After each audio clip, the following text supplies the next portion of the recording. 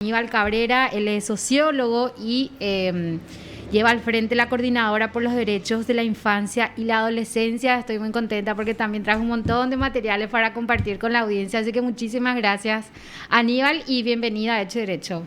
No, muchísimas gracias a vos y gracias también a la radio por invitarnos a este espacio.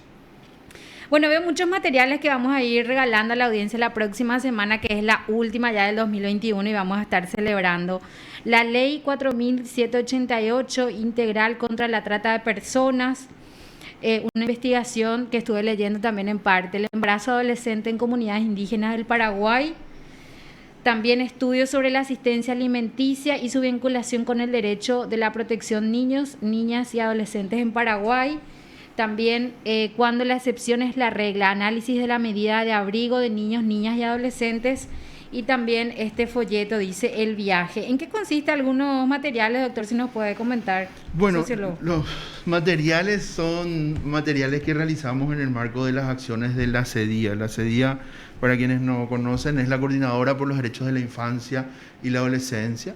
Es una red que articula a 30 organizaciones de sociedad civil, y trabajamos hace más de 25 años en todo lo que hace a la promoción, defensa y exigibilidad de los derechos humanos de los niños, niñas y adolescentes. Bueno, y estos materiales forman parte del conjunto de cosas que desarrollamos en el Observatorio de Políticas Públicas y Derechos de Niñez y Adolescencia que tenemos en la CEDIA, que son materiales para sensibilizar. Por ejemplo, ese que tenés ahí, que es el cómic muy bueno El este viaje, lo que hace es contarle a los y las adolescentes qué es lo que es la trata de personas, cómo se da eso en las comunidades, cómo se puede prevenir, a dónde se puede denunciar. Entonces, bueno, son materiales de sensibilización.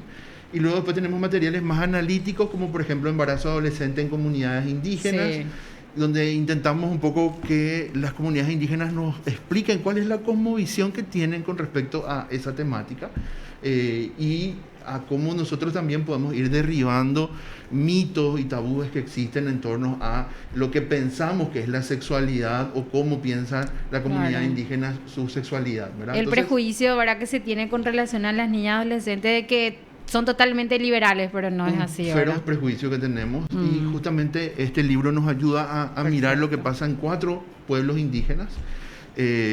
Luego Ayoreo, Abaguaraní y Com y Nibacle. Sí, exacto. Esos son los 4 pueblos.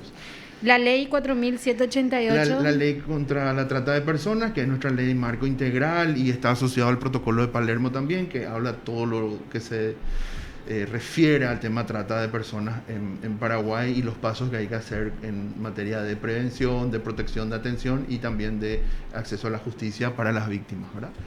Y ese material, el estudio sobre la asistencia alimenticia, que lo que hicimos es un análisis de sentencias y un compilado también de información sobre los juicios de asistencia alimenticia que se tienen en Paraguay en los juzgados de niñez y adolescencia, ¿verdad? Entonces ahí hay recomendaciones concretas de cómo simplificar procedimientos, cómo atender mejor los casos, cómo trabajar mejor la articulación entre defensoría pública y juzgados, etcétera, ¿verdad? Las consecuencias que tiene el incumplimiento de la asistencia alimenticia. Obviamente las consecuencias son terribles, ¿verdad? Y además hay veces que la mora judicial en juicios de asistencia alimentaria pueden llegar en la media de lo que nosotros vimos, justamente porque eso es una publicación que le hicimos en alianza con la Corte Suprema y con el equipo de planificación de la Corte, son que los juicios duran entre 3 y 4 años. Hay juicios que duran 10 años, 12 años. ¿Y qué hace el niño ahí? Ya nunca recibe el alimento que le pertenece, ¿verdad? El derecho y la obligación del progenitor. Acordémonos que se supone que los juicios de prestación de alimentos son juicios sumarios, por lo cual tienen que ser expresos. Claro, ¿verdad? Estamos hablando de la alimentación, de la vestimenta de un niño. La alimentación, la vestimenta, todo, su calidad de vida, su derecho a la vivienda, etcétera, ¿verdad? A la salud y demás.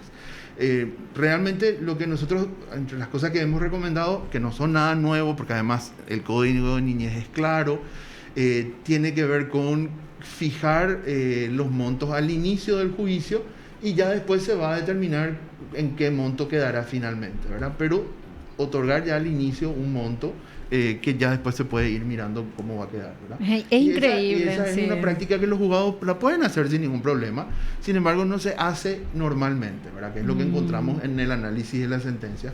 Y también tenemos que decir que encontramos algunas sentencias de muy baja calidad también, ¿verdad? Lo cual no Muy quiere poco el decir- monto. No, calidad en el sentido de la argumentación jurídica, no la cantidad del monto, sino la calidad de la sentencia, de la argumentación, del considerando, etc. Hay veces que es como un copiar-pegar nomás de sentencias previas, y ahí nos parece que hay que prestarle más atención a lo que se hace también en algunos juzgados. Sí, entiendo. Cuando la excepción es la regla, ¿sobre qué trata este análisis? Ese análisis Aníbal? se desarrolló con el Mecanismo Nacional de Prevención de la Tortura y es un poco el compilado de las medidas de abrigo y de protección que se emiten desde el ámbito de la justicia para los niños y las niñas. Y ahí tenemos que acordarnos que la institucionalización de un niño o de una niña es como la última situación que debemos de atender. Cuando un niño o una niña tiene que salir de su familia ampliada, de su familia nuclear, lo ideal es que vaya a su familia ampliada o que vaya a una familia acogedora, pero no necesariamente que vaya a un albergue, a un instituto, a un hogar, ¿verdad? A institucionalizarlo. Entonces, lo que hemos visto con esa publicación es que la excepción, que es la institucionalización, es la regla en la práctica en muchas de las medidas que se toman en materia de protección de niños y niñas en Paraguay. Entonces, es más fácil decir que se vaya nomás a tal albergue o a tal lugar antes de buscarle un lugar en su familia ampliada, en su comunidad o en un programa de familia acogedora. Aníbal, es preocupante la cantidad de niños y adolescentes que está a su suerte abandonada en las calles. Y según el informe que remitieron este año, en Paraguay 18 niñas, niños y adolescentes fallecieron por desnutrición severa en el 2020, 12% niñas y niños de menos de 5 años tenían desnutrición crónica. ¿Cuál es la problemática? ¿Qué se puede hacer? Porque dicen, nosotros no podemos obligarles a que vayan a un albergue, pero estamos hablando de niños, trabajo infantil también que están pidiendo monedas, se les ve la desnutrición, el mal cuidado y sus padres estando ahí a unos pasos nada más ordenándoles, ¿verdad? Entonces, ¿qué se puede hacer para coordinar una solución a esa problemática, Aníbal? Bueno, Paraguay tiene en su desarrollo de institucionalidad de política pública algo que es el Sistema Nacional de Prevención y de Protección de Derechos de Niñez, que eso lo marca el Código de la Niñez y la Adolescencia. En la práctica, el sistema hace cortocircuitos y hace aguas por todas partes. Y por eso es que vemos los datos de violencia hacia niños y niñas, los datos de abuso sexual en niños y niñas, los datos de desnutrición, de pobreza, porque no tenemos un sistema de protección y de prevención articulado en el nivel nacional, en el nivel departamental y en el nivel local. Y esa es una debilidad muy fuerte que tiene el Estado paraguayo al momento de coordinar sus políticas públicas y coordinar sus instituciones, ¿verdad? Entonces, ahí hay un problema que tiene que ver con el desarrollo institucional, por decir así, del marco legal, que es fantástico, pero el marco legal después tiene que aterrizar en una política pública concreta. Y ese aterrizaje es lo que hasta ahora no logramos hacer que funcione adecuadamente. El otro problema tiene que ver con los presupuestos. Por ejemplo, el Ministerio de la Niñez y la Adolescencia tiene un presupuesto que, datos más, datos menos, da 80 guaraníes por día por cada niño o niña que vive en Paraguay. Si su mandato es promoción, prevención, protección y atención, ¿qué hacemos con 80 guaraníes por día por cada niño que vive en Paraguay para el presupuesto del Ministerio de la Niñez y la Adolescencia? Es escaso el presupuesto en materia de niñez. Por ejemplo, veíamos cómo se construía una pasarela horrible, ahí ese puente que se construyó de Ñandutí. Eso era el 20% del presupuesto del Ministerio de la Niñez y la Adolescencia en un año, ¿verdad? Entonces uno dice, ¿hay o no hay plata en Paraguay? Hay plata. ¿Se gasta bien la plata? No, no se gasta bien. O sea, la priorización en el uso de los recursos públicos no está siendo el adecuado, ¿verdad? Entonces, esa es una de las dificultades. Y lo tercero te diría que los datos que manejamos también, que son todos datos oficiales, o sea, esto no es que vino la sociedad civil y se inventó el dato porque se le mucha ocurrió, investigación ¿verdad? detrás. Tiene que ver con mucho trabajo que se hace, porque además nosotros tenemos una mesa de datos en donde participa UNICEF, el Instituto Nacional de Estadística, el Ministerio de Salud, la Unidad Técnica del Gabinete Social, la FACEN, que es la Facultad de Ciencias Exactas de la Universidad Nacional de Asunción. O sea, hacemos un trabajo académico prácticamente y serio en materia de información y análisis de datos. Y realmente nos preocupa que las decisiones de políticas públicas en nuestro país no se toman en función a datos. O sea, si toda la evidencia te dice que en Asunción, Central, Caguazú y Alto Paraná, las niñas y los niños son violados, viven en violencia y viven en pobreza, tu respuesta de política pública tiene que focalizarse en esos departamentos y tiene que implicar poner presupuestos, equipos técnicos, infraestructura y recursos para atender a esos grupos de población en esas 4 localidades. Pero en la práctica no se hace, ¿verdad? Entonces ahí hay un problema de que las decisiones de políticas públicas no se basan en evidencia, en datos, y eso no se traduce en presupuestos concretos para atender a la población. Es todo muy improvisado, no se usa lo científico, estos datos, ¿verdad? No se toman en cuenta esto. No, porque se toman decisiones de políticas públicas en función a yo creo, yo pienso, yo siento. Y eso no es serio en un Estado, ¿verdad? No, en un gobierno tampoco, ¿verdad? Ya sea un gobierno local, un gobierno departamental o el gobierno nacional. Entonces creo que ahí tenemos que hacer también desde la ciudadanía una exigibilidad a las autoridades, de decir, si van a primero que hay que responder, ¿verdad? Entonces la respuesta tiene que ser una respuesta seria en función a lo que está ocurriendo con la población. El otro ejemplo que te quería poner nomás es el presupuesto del Ministerio de la Mujer, porque van a decir, bueno, estamos hablando de niñez, pero ¿qué tiene que ver la mujer? En Paraguay, como en el resto de la región, todo lo que hace a el cuidado de los niños, niñas y adolescentes está puesto sobre la cabeza de las mujeres, de ustedes las mujeres. O sea, la cantidad de horas que le dedican en el cuidado, en el cuidado a la familia, a la primera infancia, a cocinar, a barrer, a planchar, que son trabajos no remunerados, que son cargas de trabajo no remunerado que ni siquiera se ve y que no lo compartimos nosotros los hombres. Eso también lo asumo, y tenemos que empezar a decir también más que los hombres tenemos que compartir las responsabilidades de cuidado en la familia y en la casa, en el cuidado de los enfermos, de los adultos mayores, de la primera infancia. Está todo centrado en la mujer. El Ministerio de la Mujer tiene un presupuesto de 25 guaraníes por día por cada mujer que vive en Paraguay. Entonces la pregunta es, ¿cómo va a responder el Ministerio de la Mujer a todo lo que hace a protección de las miles de denuncias de violencia intrafamiliar que se reciben cada mes? Las denuncias que hay de violencia, de feminicidio y demás, con un presupuesto que no existe. O sea, el presupuesto del Ministerio de la Mujer es de menos de 6 millones de dólares en un año. O sea, la pasarela era casi la mitad del presupuesto del Ministerio de la Mujer, por ejemplo, ¿verdad? Entonces uno dice, si yo digo que las personas me importan, si yo digo que las mujeres me importan y que no tienen que vivir violencia y situaciones de pobreza, eso se traduce en el presupuesto. Y uno mira el presupuesto nacional y no ve nada.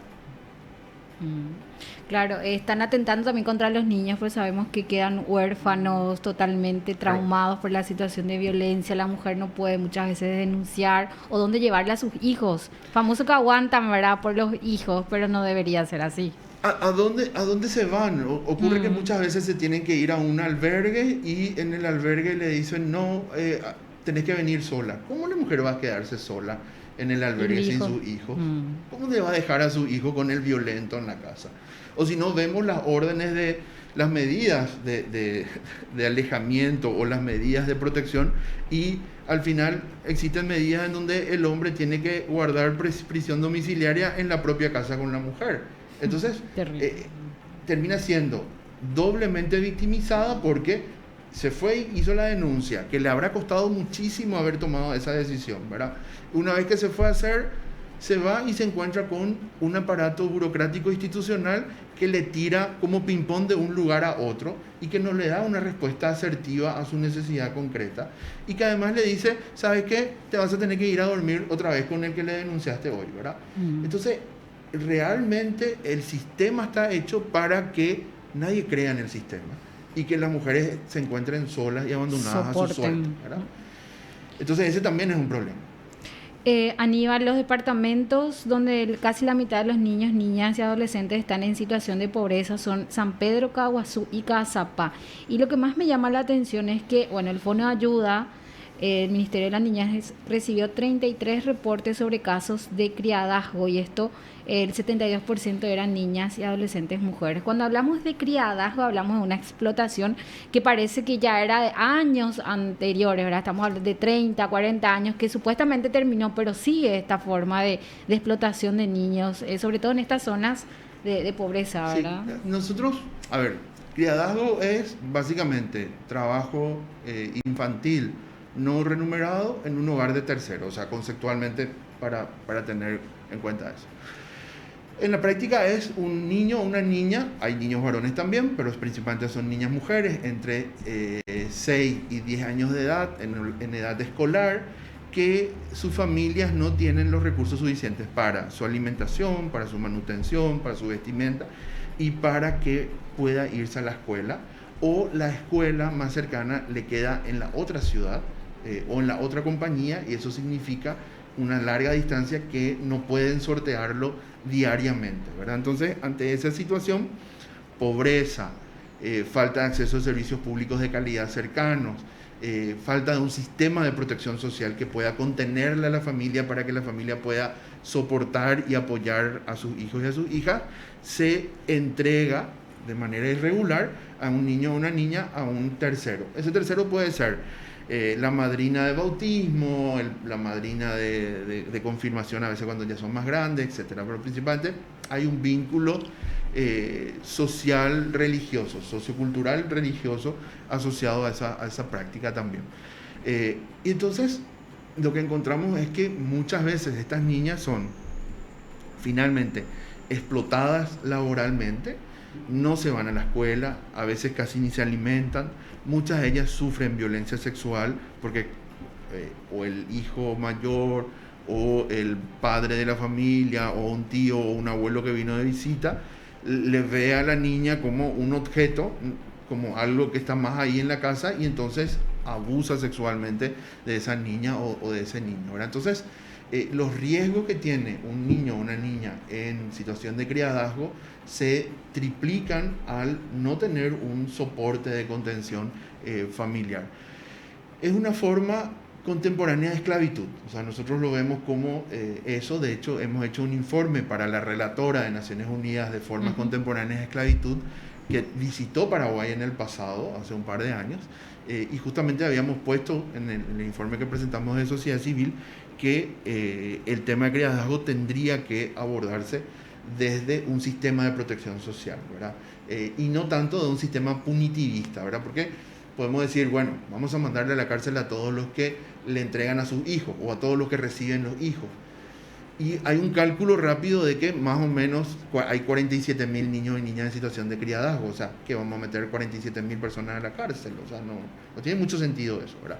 Entonces, y además, si bien sé que estamos en un programa que está muy vinculado a la justicia, o está absolutamente vinculado a la justicia, en Paraguay tenemos la práctica de que los problemas sociales creemos que la justicia va a solucionar, ¿verdad? Cuando en realidad tienen que haber políticas de protección social que para evitar que no tengamos que estar en la justicia, o sea, porque cuando venimos a la justicia es que llegamos tarde todo el tiempo, ¿verdad? Es cuando se vulneró un derecho, cuando hay que resarcir, hay que reconocer, hay que restituir derechos cuando estamos en la justicia. Pero normalmente nos vamos a la justicia de primero, porque todo lo anterior, la prevención de la violencia, la protección, los sistemas de empleo decente, los sistemas para que las personas terminen los 12 años de estudio y un montón de otras políticas sociales no funcionan adecuadamente. Entonces pensamos que la justicia nos va a solucionar todo eso que el ámbito social de la política pública no pudo hacerlo o no lo hizo. Aníbal, ¿te parece si seguimos hablando? Hacemos una pausa sobre todos los datos estadísticos que manejan, que publicaron hace unas semanas y que tengo aquí a mano, que me gustaría ir desglosando de acuerdo, ¿verdad?, a la dimensión demográfica, educación de niñez también y mucho más. 17:32, hacemos una pausa. Ya volvemos con más información aquí en Hecho Derecho.